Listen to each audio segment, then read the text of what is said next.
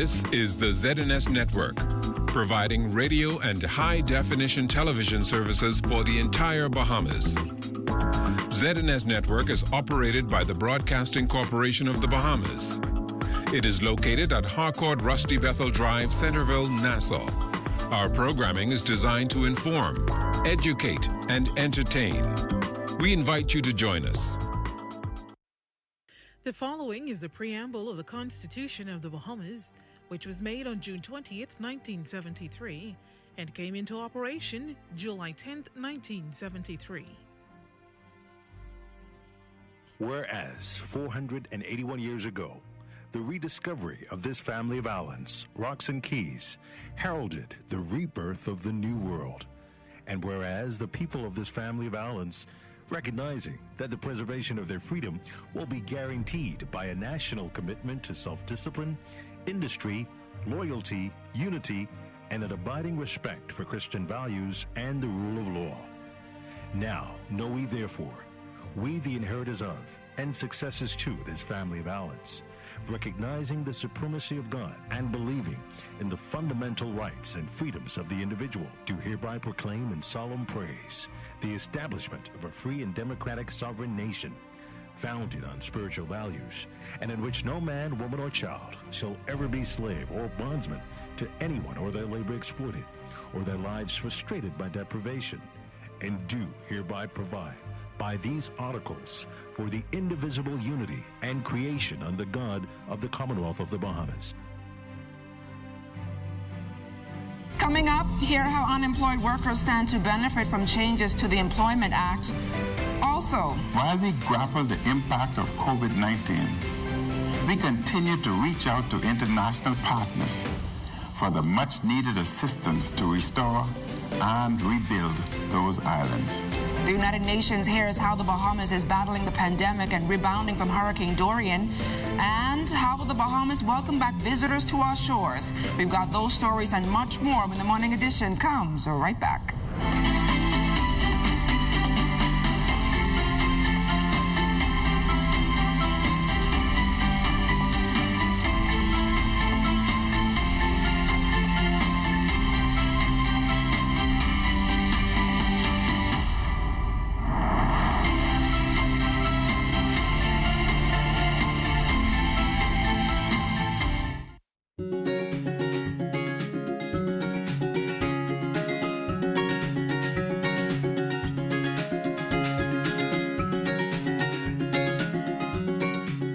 It's a part of all our lives.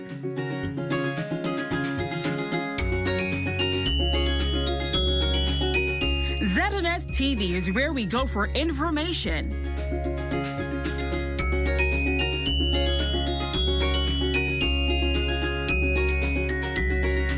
entertainment, and enjoyment. ZNS is there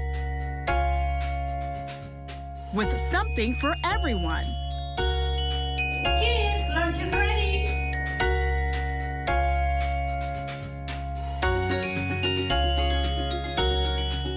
ZNS TV, a part of our lives for 40 years.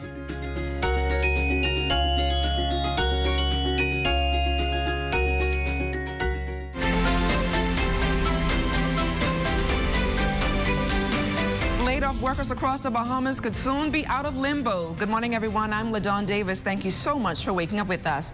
Thousands of employees who lost their jobs amidst the COVID-19 period will know their status at the end of October. That's when the emergency order comes to an end. Amendments to the Employers Act allow provisions for an employer to lay off a worker without pay for a period of 90 days. Now, that regulation also kicked in with the COVID-19 emergency order, which is now into another 30-day period.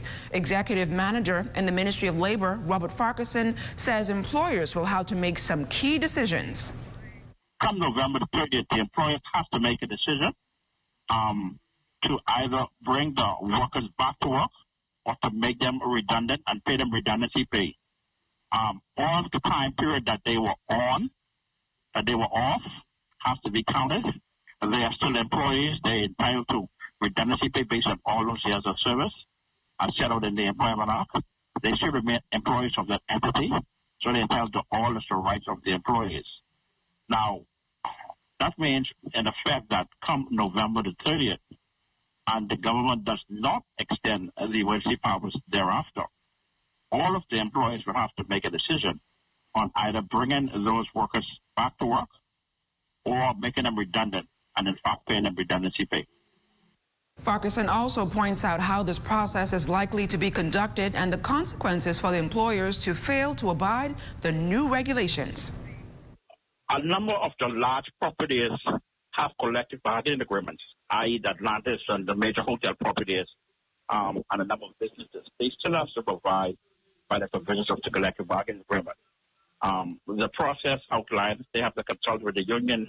They have to think about the concept of last in, first out. They have to think about the concept of last in, first out, and make sure that all of the rights of your union officials are impacted. Sit with the union, negotiate if there is redundancy, who goes, when they go with time. They also have to consult with the government. They have to advise the government, the Minister of Labor, in writing, who to be made redundant, why did it made redundant. And so the process of redundancy is a process that the employees still have to follow. And if they fail to follow the process, there are some penalties in the law if they fail to do that. Now, the executive manager and former labor director also suggests a measure that can be taken if those employers find themselves in a hard situation due to the present economic standing. Expect that a number of the businesses are unable to afford to make persons redundant. There is a provision in the Industrial Relations Act that I want to recommend that they do. If you have a collective bargaining agreement, and that collective bargaining agreement, for some reason, the situation has changed as COVID-19 has affected every collective bargaining agreement, has affected every term and condition of employment. I would strongly recommend that the employer, if they find themselves unable to abide by the collective bargaining agreement and pay redundancy pay, the thing is to come to the bargaining table, invite the union to the bargaining table, and renegotiate the terms and conditions of employment. Most unions have to look for the rights of the members. And taking the COVID-19 pandemic has had a negative impact on them as well. So I want to strongly suggest that those employers would find themselves in that type of situation and have a collective bargaining agreement, should sit with the union and try to renegotiate the terms of this employment and reach an amicable decision for all sides.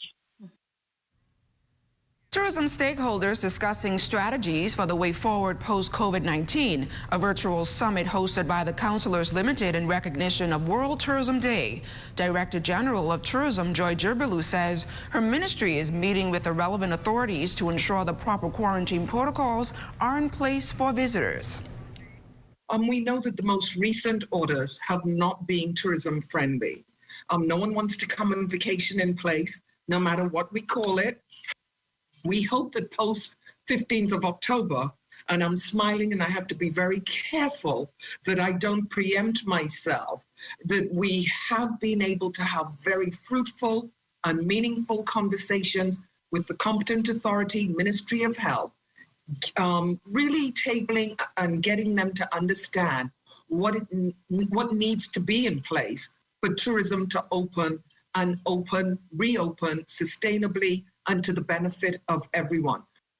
Former Director General of Tourism, Sir Boltrin Bethel, is calling for tourism professionals to develop a master strategy for the success of the nation's #1 industry post-COVID-19.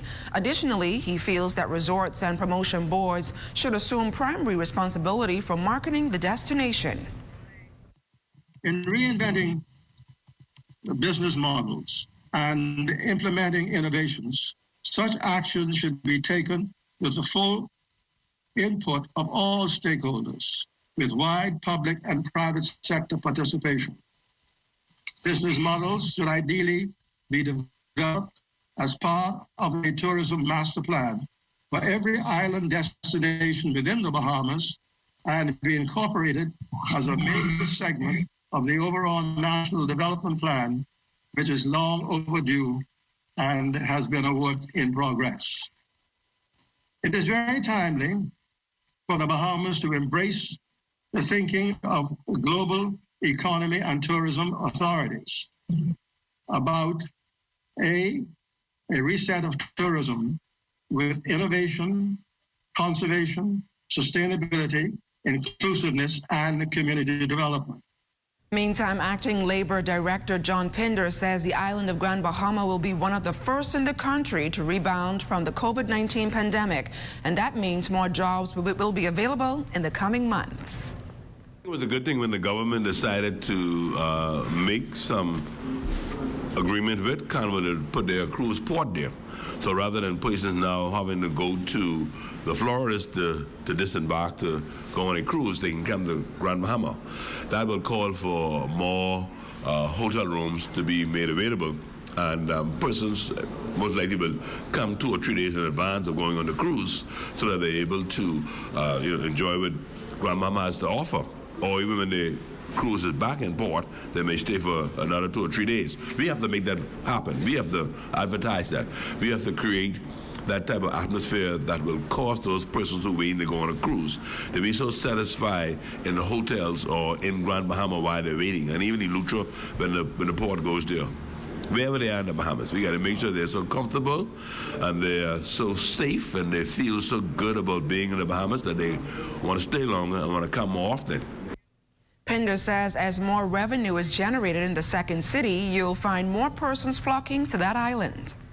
I think they have an opportunity to be a hub for the digital world. A lot of places nowadays have persons that will be living in the Bahamas but working for an employer some other part of the world. And I believe Grand Bahama can cause the infrastructure to be placed there that can attract those type of jobs. The general debate of the 75th United Nations General Assembly ended on Saturday with speeches from world leaders, including Prime Minister the Most Honorable Dr. Hubert Minnis. The Prime Minister outlined the Bahamas' domestic fight against the global pandemic and how the government plans to transform the economy and tourism. When he addressed United Nations member states last year, it was days after Category 5 Hurricane Dorian struck Abaco and Grand Bahama. And a year later, he informed the world that the post-hurricane recovery and restoration process continues. The Bahamas experienced major hurricanes in 2015, 2016, 2017, and in September 2019, Hurricane Dorian, the largest Atlantic storm in recorded history. UN initial assessments valued the loss and damage incurred at $3.4 billion. Infrastructure and housing projects are ongoing. While we grapple the impact of COVID-19, we continue to reach out to international partners for the much-needed assistance to restore and rebuild those islands. A donors conference coordinated by the United Nations Development Program was held in Nassau on the 13th of January 2020, for which I wish to express the heartfelt appreciation of my government for all of the pledges of financial resources and assistance made at this conference. My government looks forward to the full realization of the pledges made, as they are essential to our ongoing recovery efforts. Riding on the Economic Recovery Committee coming up with a plan to get the country out of the slump the COVID-19 pandemic has forced it into. And while the details of its much-anticipated initial report have been kept mum, former State Minister of Finance, Zhivargo Lang, believes it should ultimately reflect broad issues impacting this country. If people don't have jobs, it's hard for them to have the ability to pursue products and services. So a recovery plan has to have recommendations for job creation. And you're not going to get job creation without businesses, new and existing businesses, coming to see viable, profitable opportunities for themselves, because they're the ones who hire. So now the recovery plan has to take account of, are there ways of incentivizing, encouraging, supporting new and existing businesses in their pursuit of viable, sustainable, profitable operations. Lang further reasons that such a plan take into account the short, medium, and long-term prognosis of the economy. It has to take account of the fact that tourism in the short run may not last very long, may not take off very quickly. What do you do in a circumstance like that? And then what do you do over the next 2 to 3 years and beyond? And so there are many things to take into consideration, but the fundamental thing is all economic transactions move on demand by customers. And so what are your customers saying? What's their circumstances? What can you do to motivate, to enhance, to support their ability to purchase, to buy, to sell? The country is expected to get an update on how the COVID-19 pandemic has impacted national law enforcement agencies when the Minister of National Security, the Honorable Marvin Dames, delivers a national report this afternoon. Tune into live coverage of the Ministry of National Security's virtual press conference here on the ZNS Network at 3 p.m. The latest COVID-19 dashboard released by the Ministry of Health shows that the country has recorded an additional 48 new cases, 47 here in New Providence and 1 over in Grand Bahama. That brings the total number of cases in the Bahamas to 3,838. An additional death is also under investigation, bringing that number to 14, while the COVID death toll still stands at 89. The executive offices of the Princess Margaret Hospital, located on the 2nd floor of the critical care block, will be closed through today for deep cleaning and sanitization. During this time, operations will be conducted remotely, and business will resume at the executive offices on Tuesday. Also from the Ministry of Health, the pharmacies at the Blue Hill Road and Fleming Street clinics, along with the HIV and AIDS unit, will be closed today due to circumstances beyond their control. All pharmacies will reopen on Tuesday, September 29th. Further, due to possible COVID-19 exposure, the Produce Exchange is also taking precautionary steps to close immediately and reopen on Friday, October 2nd. During this time, there will be a deep cleaning and sanitizing of the facility to make sure staff and customers alike can enter a safe environment. COVID-19 positive cases in the workplace often leads to businesses shutting down operations while the premises are deep cleaned and sanitized. The Department of Environmental Health Services oversees the deep cleaning of government buildings, in which the most recent cases including the cleaning of the House of Assembly and the Public Treasury. As for companies that conduct private cleaning following suspected COVID-19 cases, Director of Environmental Health Melanie McKinsey explains. The other companies who were involved in sanitization were those companies with business licenses.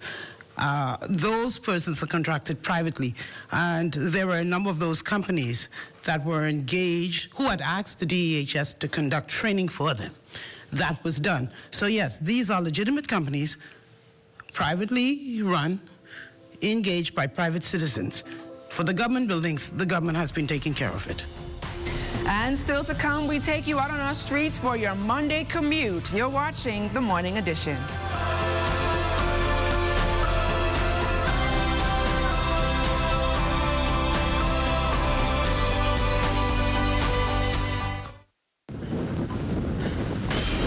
When a hurricane watch or warning has been issued, it is extremely important to be prepared and know just what to do. Stay informed about the storm's path by listening to the radio or television for hurricane progress reports. Check emergency food and household supplies. Be sure you have extra batteries for flashlights and radios. Bring in outdoor items like lawn furniture and garden tools. Anchor objects that cannot be brought inside. Secure buildings by closing and boarding up windows. Remove outside antennas and satellite dishes. Turn refrigerators and freezers to the coldest settings, opening only when absolutely necessary and closing quickly. Purchase ice and store it in an ice chest. Keep drinking water in clean jugs and bottles. Clean your bathtub with bleach and fill it with water for washing and flushing, not for drinking, making sure to keep the bathroom door closed so that small children cannot access the filled tub. Do not go out to videotape or take photos of the storm. Take pictures from inside where it is safe and dry. There is no harm in being overly cautious where a hurricane is concerned. It is truly better to be safe than sorry. This public service announcement has been brought to you by the Broadcasting Corporation of the Bahamas in conjunction with the National Emergency Management Agency. It is normal to feel overwhelmed, lonely, scared, or sad during a crisis. Coping can be difficult when your daily schedule is interrupted.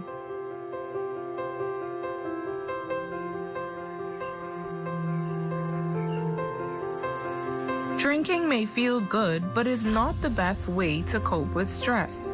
It can worsen your mental and physical health and impact your family. So how can you cope? Keep physically active, like taking a walk or dancing. Cook and eat nutritious food, including fruits and vegetables. Engage in indoor activities like playing games and staying connected with family and friends. Meditate, encourage yourself, or enjoy music. Still feeling overwhelmed? We are here to listen. This message is brought to you by these partners. Here are your COVID-19 isolation tips. Protecting others while in quarantine or self-isolation. While in quarantine or self-isolation, use safety measures to protect yourself and community from spreading COVID-19. Being in quarantine or self-isolation can make you feel anxious or stressed. Ensure that you take care of your emotions. Physical distancing does not mean socially disconnected. Stay connected with family and friends digitally. Keep a daily routine. Exercise daily, get rest, eat healthy, engage in activities, avoid unhealthy behaviors, and seek information from credible sources. You are not alone. Contact our hotline at 819-7652 or any of the numbers that appear on your screen.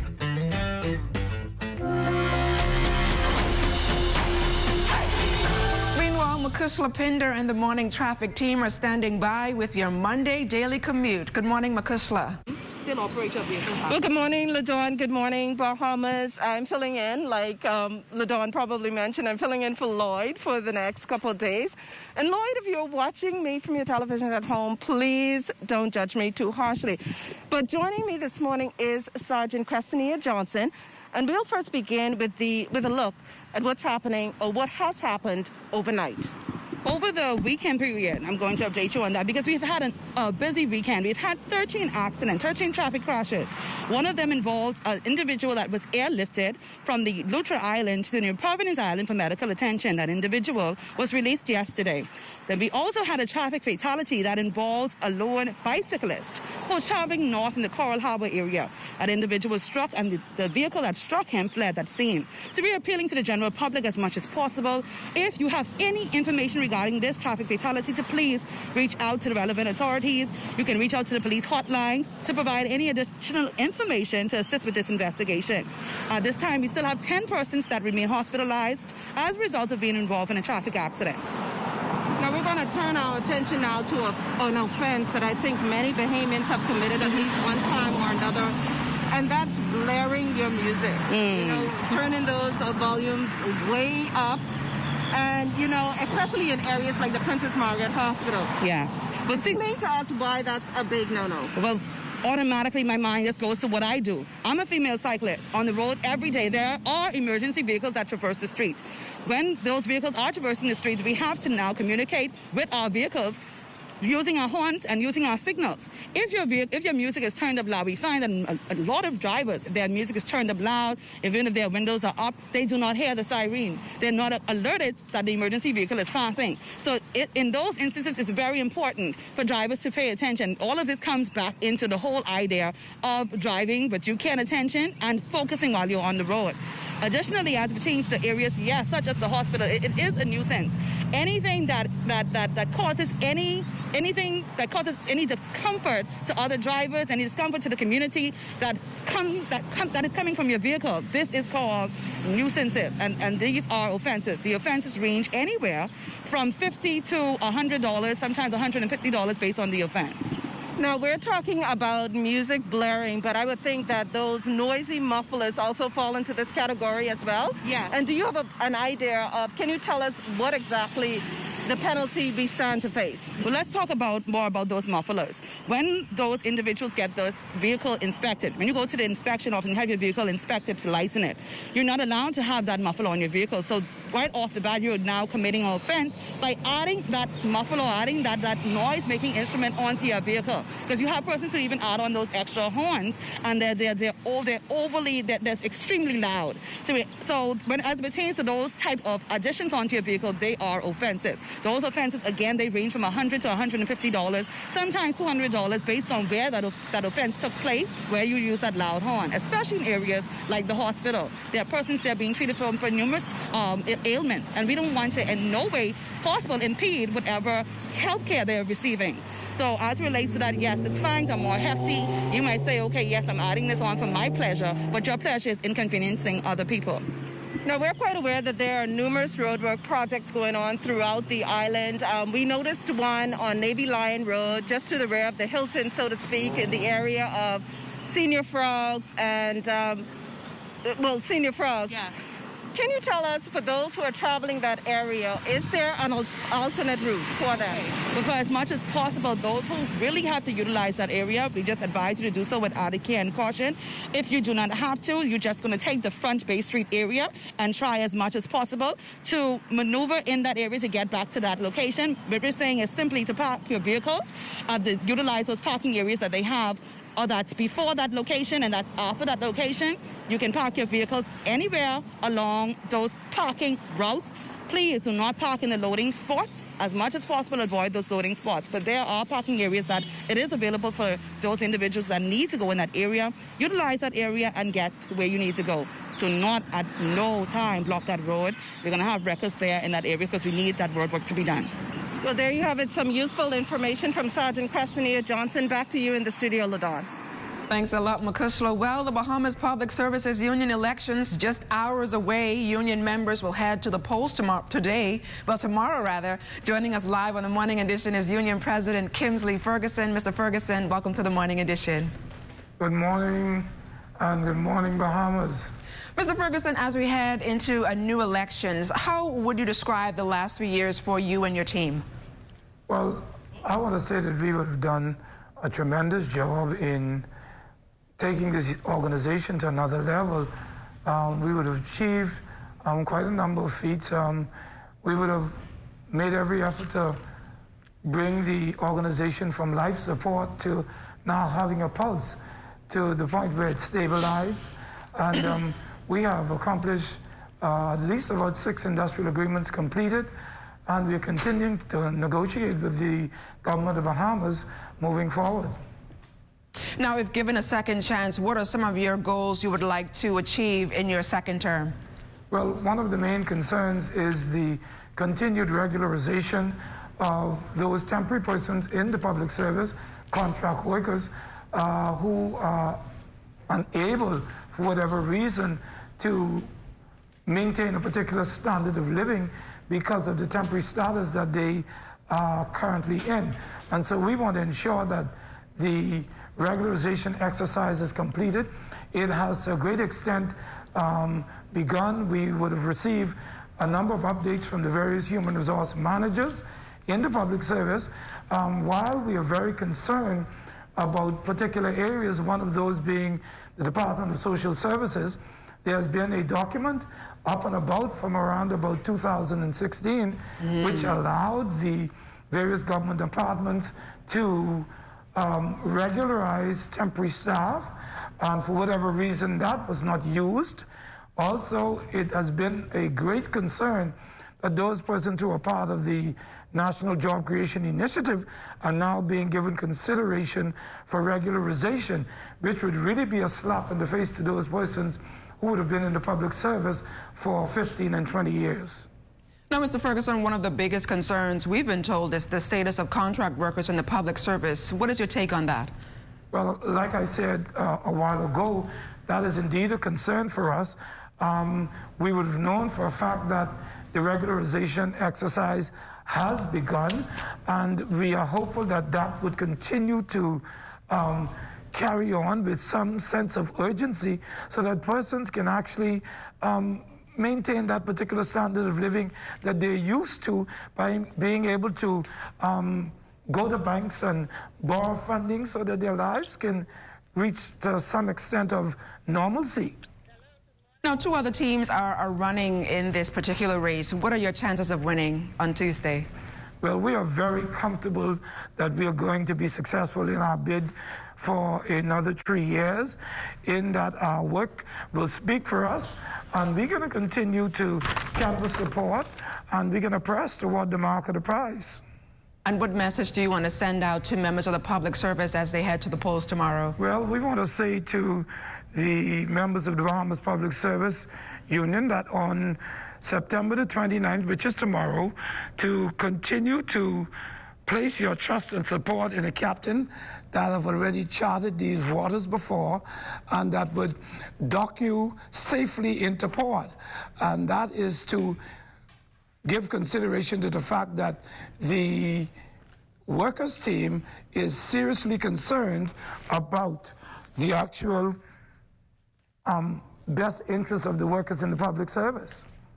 And just before you go, Mr. Ferguson, talk to me a little bit about some of your achievements and accomplishments as the president of the union. Well, we would have restored and revamped and revitalized our medical plan. We would have brought our East Street South location from almost dereliction to a state-of-the-art building.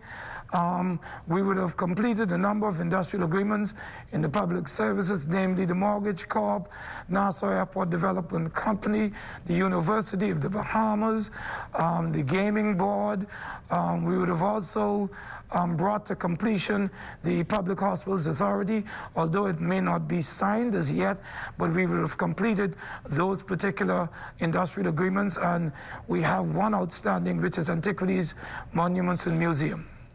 Thank you, Mr. Ferguson, and best of luck to you tomorrow as you guys head to the polls. Thank you so much. A number of healthcare workers continue to risk their lives in the fight against COVID-19, and some of them have unfortunately been infected with the deadly virus. These global heroes have been standing on the front line since March and have received high praises from many members of the public for their stellar efforts in providing the best healthcare possible. Some of those student nurses are commenting on the good job healthcare workers are doing despite concerns by the public. My prayers are going up tremendously, and I'm just grateful for individuals who are in the healthcare field. They're risking their lives every day to help the sick, and I just pray for some sort of vaccine or an end to this very soon. It takes a lot of hard work, courage, and motivation and determination to be on the front line. So I must applaud all of the healthcare workers and those that have been fighting the battle of the COVID-19 pandemic since the pandemic started. So I would like to continue to encourage them to provide good service, be there for the clients, and to assist them in any way that they possibly can. President of the Bahamas Nurses Association, Rebecca Johnson, says although there is a shortage of nurses in the country, she applauded nurses who have gone beyond the call of duty in the COVID fight. A lot of nurses are working a lot of hours because we always had a shortage of nurses. So you can imagine just putting extra strain on our workforce. You have nurses who, because of the COVID-19, some nurses have been exposed and have to stay away from their family, have to stay with their friends, and so, it is not a good feeling. We're willing to do what we have to do to help to maintain a health status and help to get our country back. The month of October is observed as National Youth Month, but the COVID-19 pandemic will change the way young people will be celebrated.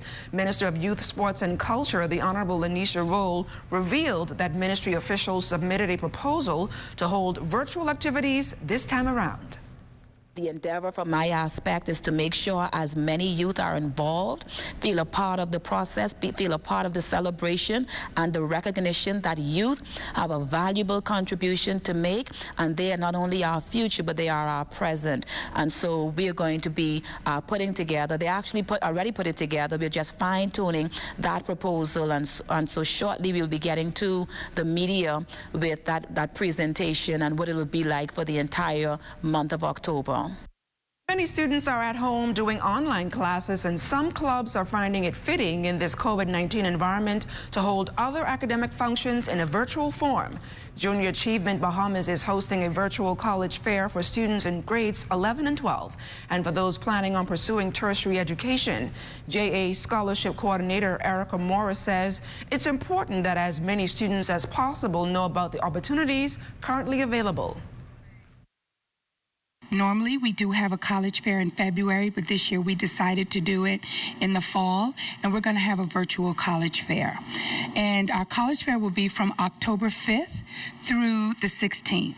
We have over 30 colleges that's going to be there, and you can sign up to as many colleges as you would like. So just don't go with the schools that you're familiar with. Go with the schools that you've never heard of. Just because it's a school that you're familiar with or someone else had a really great experience there doesn't necessarily mean that that's a great fit for you. Morris stresses that the fair is free and available for students across this country, but there is limited space, so those planning on attending should register in advance. It is open for everyone in the Bahamas that is seeking some sort of tertiary education, mainly our 11th and 12th graders. But if you're in college and you're planning on transferring, or you just didn't think you would be able to go off to college, we definitely encourage you to go to www.jabahamas.org, go to Virtual College Fair, and you register for all of the schools that you may be interested in. Stay close, we've got more right after this. You're watching The Morning Edition.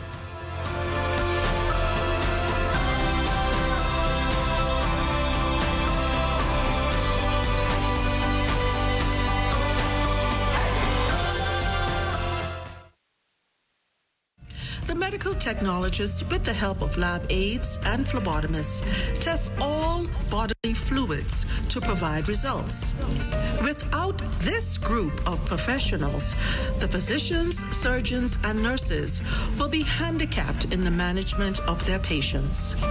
Our test results clearly indicates if you suffer from any kind of disease or illness, be it cancer, diabetes, AIDS, or even the flu.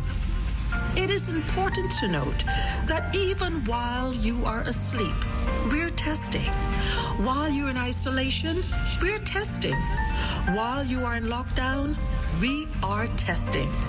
BAMAT wishes you to remember that medical technologists, phlebotomists, medical technicians, cytologists, cytotechnicians, histologists, histotechnicians, microbiologists, pathologists, and lab aides all work as a team to get results for you. So please, stay home for us. This announcement is brought to you by the Bahamas Association of Medical Technologists in conjunction with the Broadcasting Corporation of the Bahamas.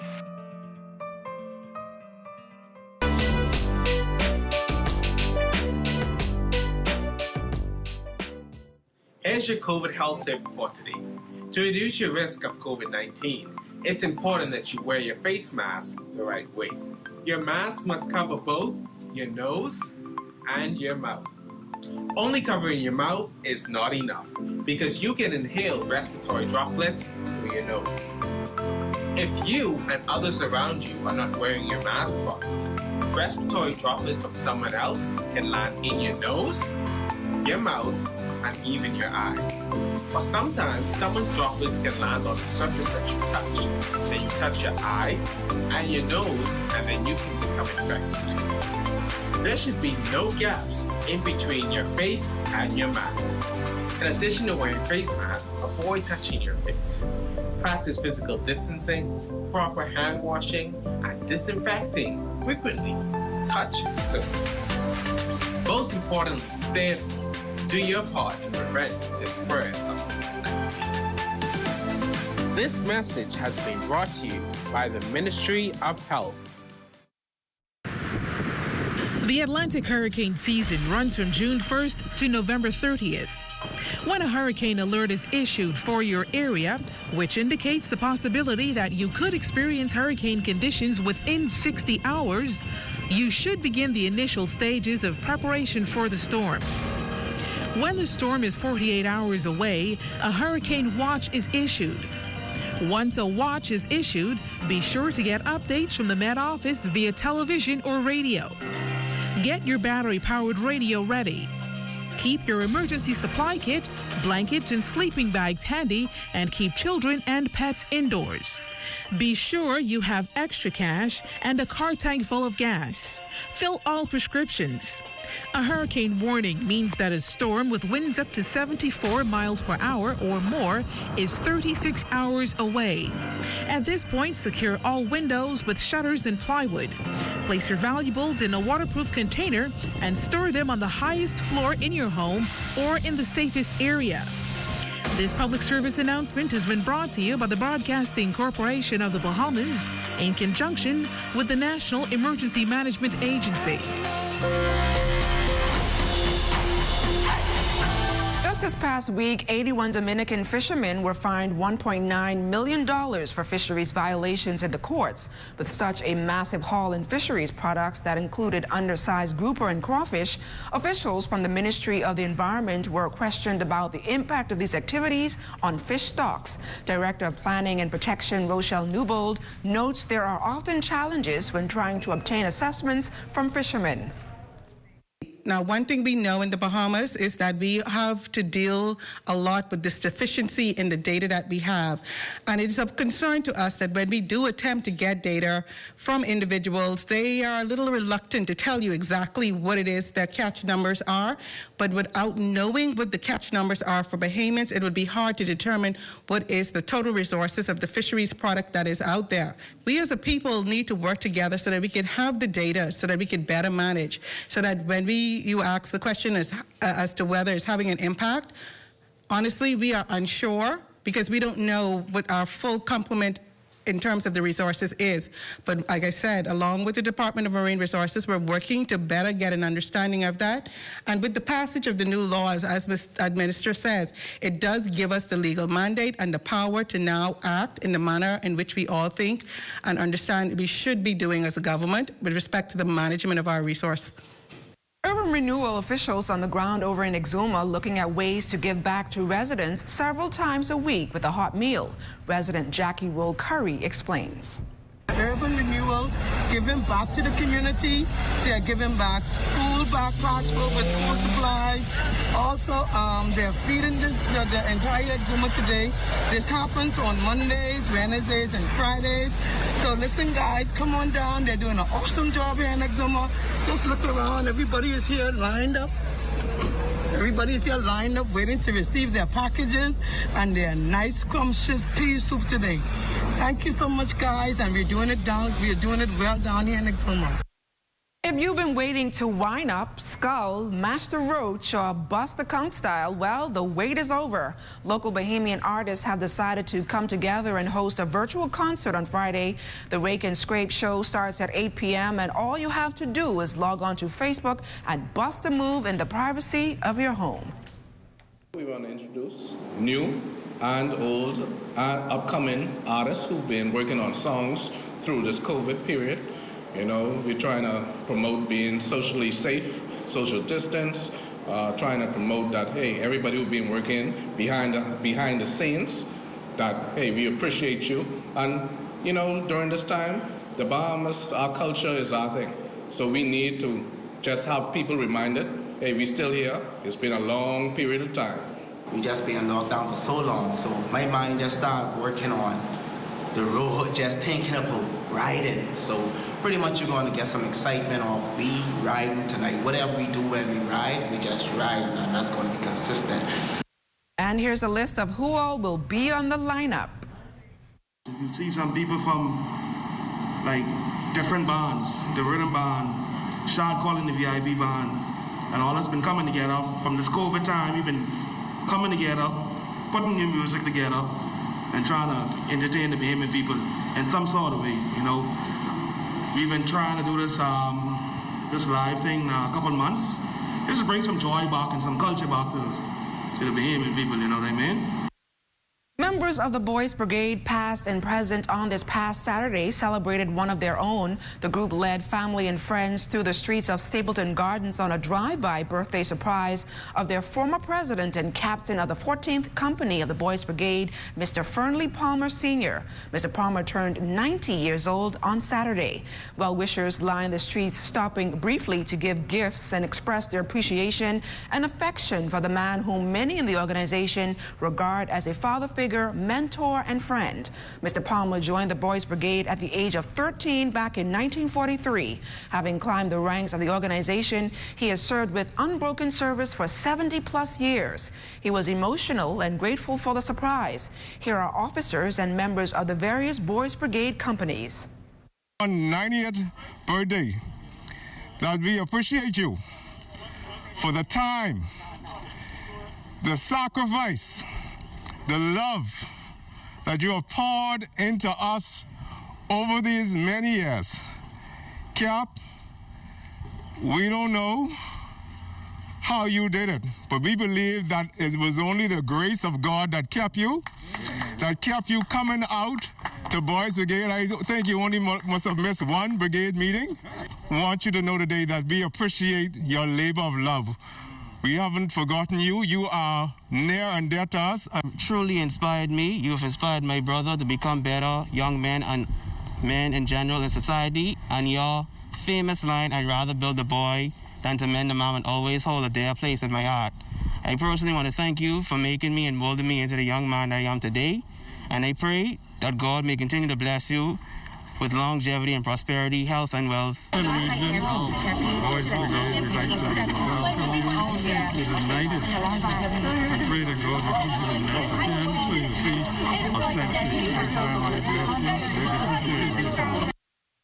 On Wednesday past, gyms got the approval to officially operate after months of closure. Crystal Darling caught up with a local gym owner to see how they are preparing to welcome back their customers. Gyms have the green light to open since the competent authority gave the order for businesses to continue at their facilities. However, owner of MacFit 360, Jimmy Mackey, says that while they are eager to reopen to their loyal customers and the wider community, they are using the weekend for maintenance before officially opening their doors on Monday.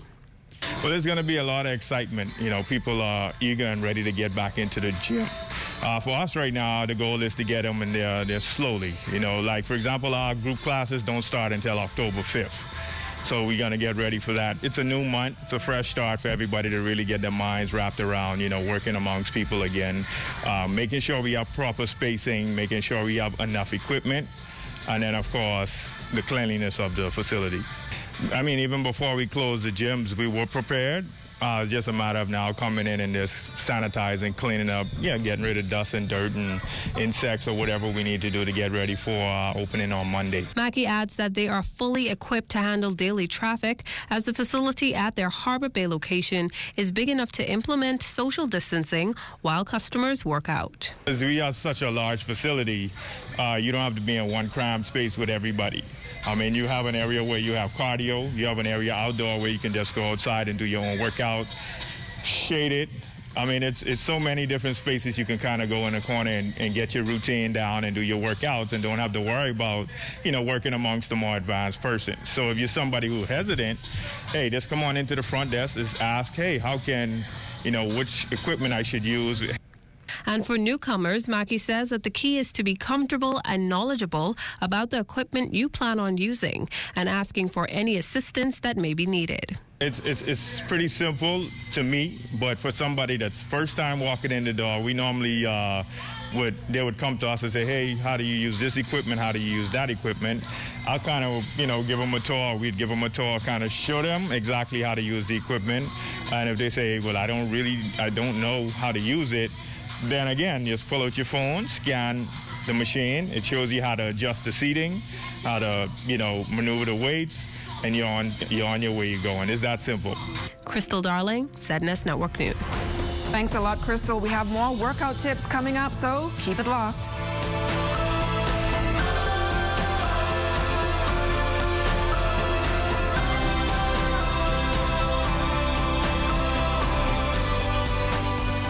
It is important to take precautions to reduce your risk of getting infected with COVID-19, even when you go to the grocery store. Practice physical distancing that is 6 feet apart from others while you wait in line to enter the store. 1 person per household needs to go. Use wipes to disinfect the cart or basket handle that you select. Avoid touching your face, unnecessary items, and surfaces. Try to touch only what you are buying. So carry a grocery list to help you move along quickly. Do not forget to wear a cloth mask while you do your shopping and carry hand sanitizer with you. Practice physical distancing that is 6 feet apart from others as you shop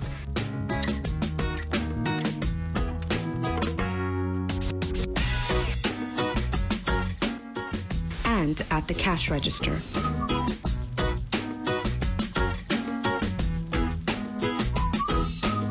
Spend as little time as possible in the store and get enough groceries to last you for a while. Once your groceries are packed and loaded, use hand sanitizer and rub your hands together until they are completely dry. When you come home from the grocery store, take off your shoes at the door and put all of your grocery bags in one area. Disinfect your grocery bags. Rinse produce and wipe down cans and packages with soap and water before you put them away. Wash your hands thoroughly for 20 seconds when you are done. Wash your clothes and your reusable grocery bags. This message has been brought to you by the Ministry of Health in conjunction with the Broadcasting Corporation of the Bahamas.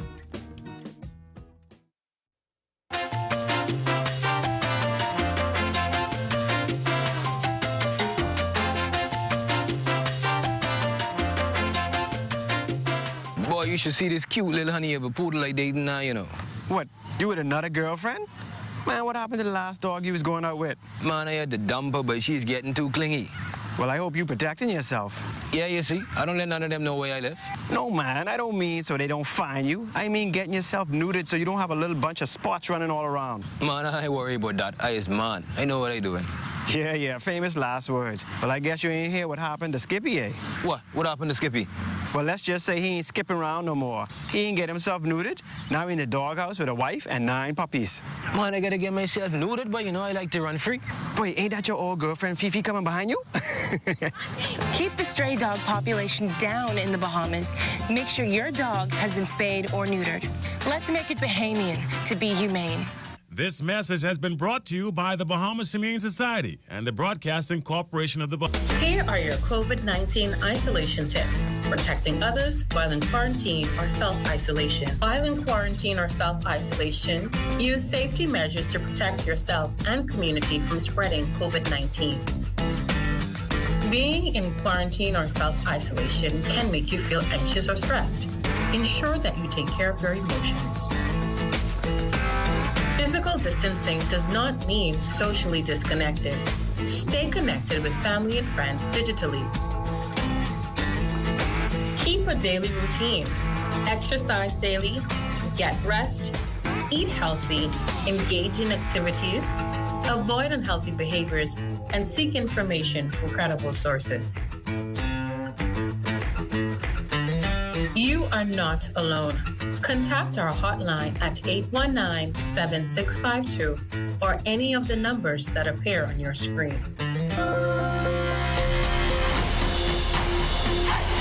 And it's time now for your workout session with Natasha Brown. Come on down, Natasha Brown has got you with the ultimate fitness. Hi, good morning, and welcome to another dynamic session with Downtown Natasha Brown. Before I get started with the routine this morning, I just want to say a special shout out to all of my fans, those who have been watching the segment without fail and continued to encourage me and send very good feedback. Mrs. Kamabach, Neil, Rachel, Lambert, Monique, Elsie, and of course, my parents. Remember, dreams don't work unless you do, according to John Maxwell. Let's get right into the segment this morning.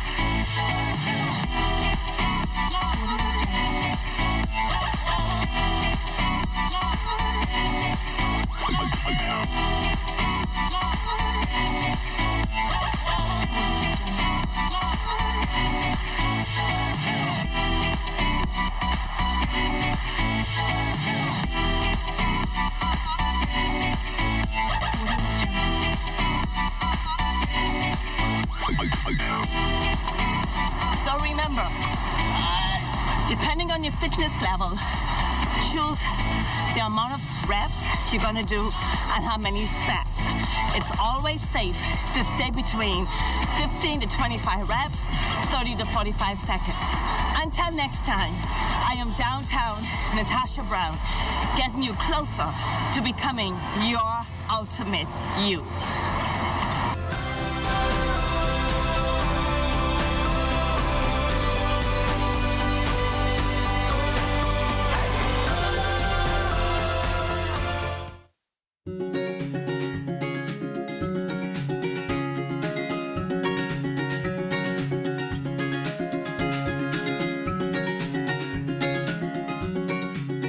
It's a part of all our lives.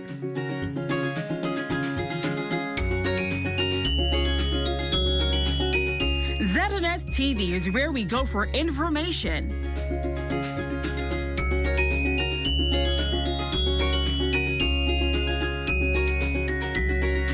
entertainment, and enjoyment. ZNS is there with something for everyone.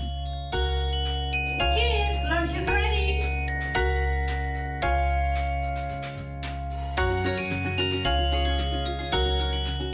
ZNS TV, a part of our lives for 40 years.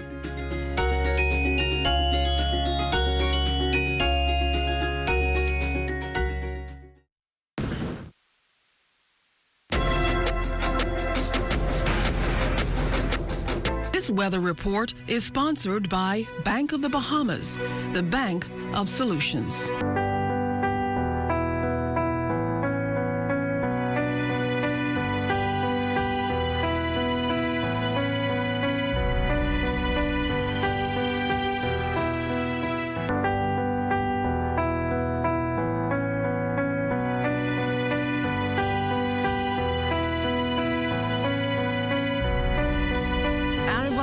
Thank you for continuing to make ZNS your #1 news and information network. Only the sun covers the Bahamas better than ZNS. And that's a wrap for us this morning. For the entire team, I'm LaDawn Davis. Make it a great day. Mama don't like no Rican favorite in here. He don't care, but Mama don't like no Rican favorite anyhow. Mama don't like no Rican favorite in here.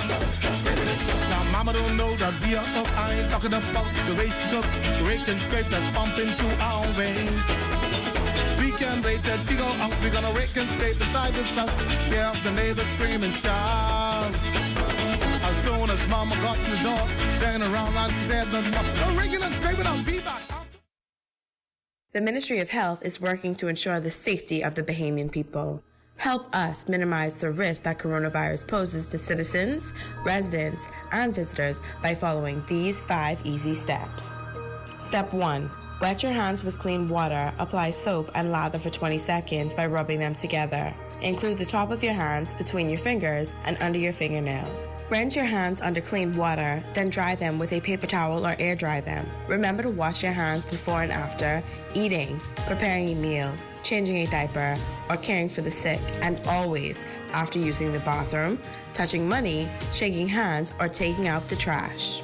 Step 2. Cough and sneeze in your elbow or upper sleeve, not in your hands, not in the air. Or you can cover your nose and mouth with a tissue when you cough or sneeze. Put your used tissue in the trash bin when you're finished. Remember to wash your hands with soap and clean water after you cough or sneeze. Also, remember never to spit on the ground, roads, or in open spaces.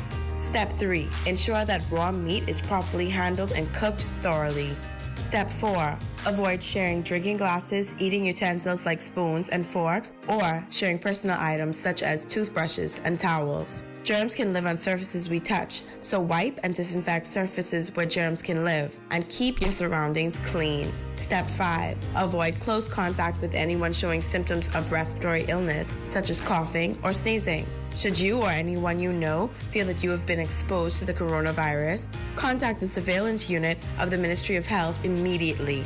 To reach us, call 502-4776, 502-4790, or 502-4737. We want Bahamians and those that live with and visit us to remain safe from the coronavirus. To do this, we need the help of each and every one of you to follow the simple steps we have shared. Let's stay safe, Bahamas.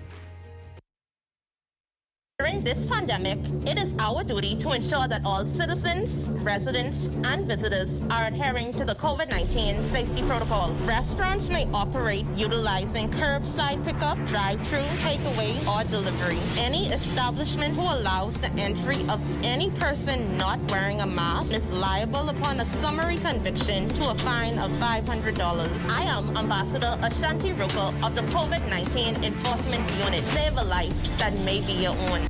This message brought to you by the Ministry of National Security in conjunction with the Broadcasting Corporation of the Bahamas.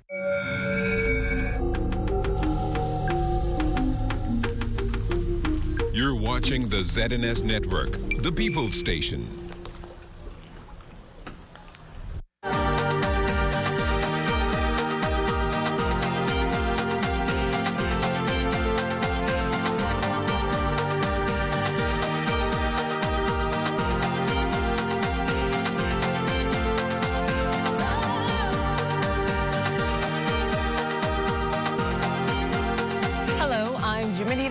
Welcome to another episode of A&E Showcase. We have a very exciting show for you. We're going to visit an all-female art exhibition, and later we're headed to a film festival. So relax, get comfortable, don't go anywhere. We'll be right back.